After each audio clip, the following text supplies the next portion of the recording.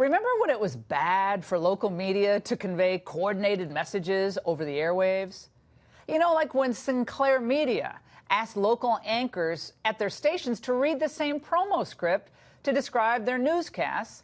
They were derided by legacy media as Orwellian, Soviet-style propagandists who had created local Stepford wives. Oh, the outrage. You get the idea there, what's going on. All these anchors and all these markets are required to read this script. It's attacking fake news. If you are centralizing a political message to however many, more than 200 stations, I think it'll be if they get the FCC approval for this, to 200 stations, you have one of the great political messaging machines in the world. So it was an abuse of the media for Sinclair to air these homogenized promos in local markets. But when the legacy media coordinate messages across local markets, it's apparently no problem at all. Tomorrow, over 350 papers organized by the Boston Globe will print coordinated editorials to denounce the president for his fake news comments and media trash talk. Sounds like one of the great political messaging machines in the entire world, if you ask me.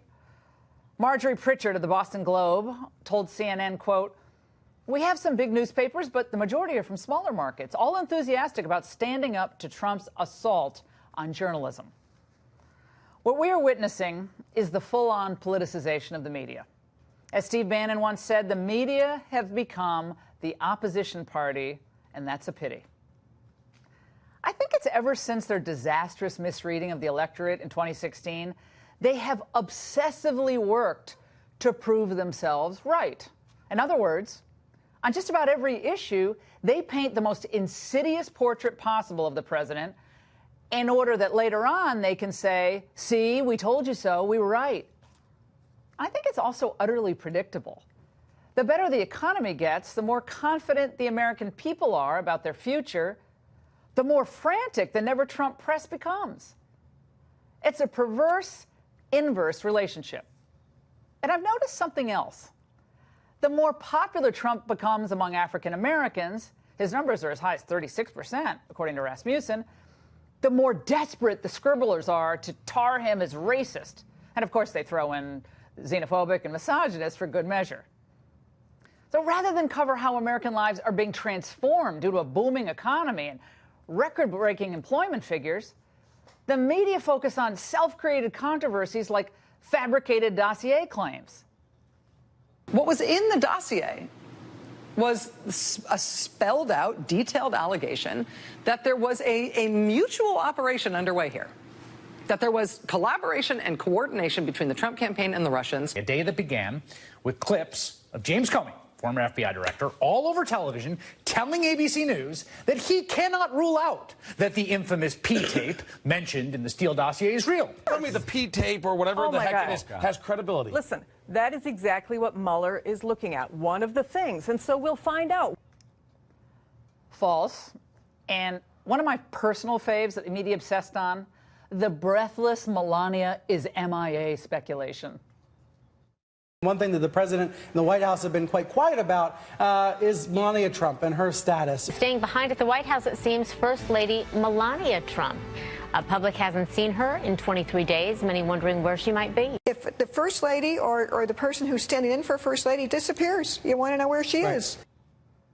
The First Lady was recovering from fairly serious surgery. By the way, a lot of these journalists take off 2 weeks for, a colonoscopy.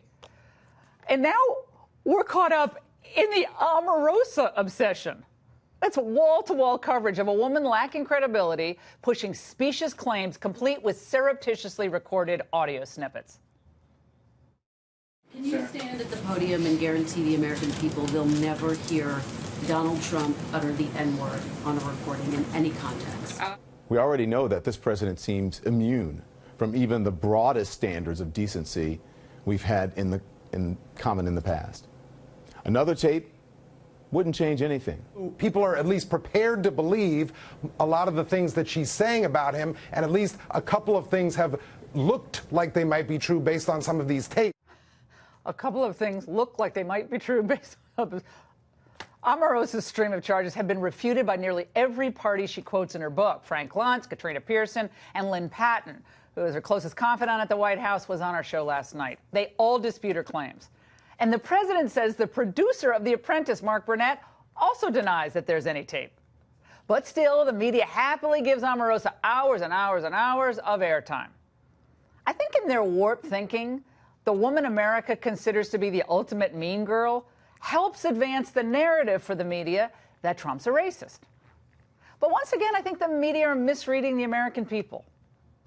Here's the latest data.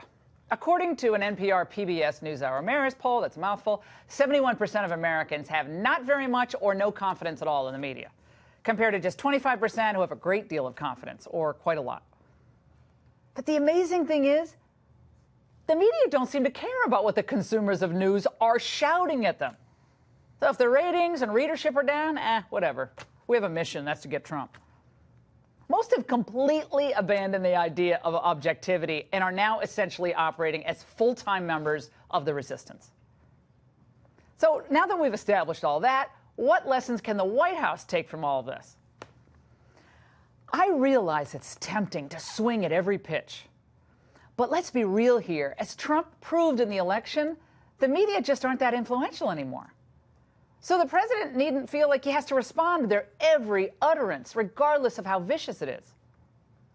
Combine the media's waning irrelevance with the Democrats' invisible agenda, and the president, I think, has a pretty sweet opportunity to actually expand his base before November. Now, I know a lot of people are shaking their head. How can that be? Now, I know he'll be on the stump in critical races before November, but I think he should also take the time to visit places that Republicans have often ignored. Mr. President, your agenda is working, so sell it everywhere. And listen to the people who are being fed a load of malarkey about what's in your heart and mind, and show them what's really in your heart and mind. And yes, that means doing events exclusively for African Americans and Latinos, including in distressed communities, places like Chicago, where Democratic leaders have failed abysmally. Show them a better alternative and celebrate the gains you've already won for them and all Americans. Too many Republicans never understand that you often win respect for just showing up. But of course, don't expect the editorial writers to give you any credit for any outreach like that. But in a way, who cares? No one's reading them anyways. And that's the angle.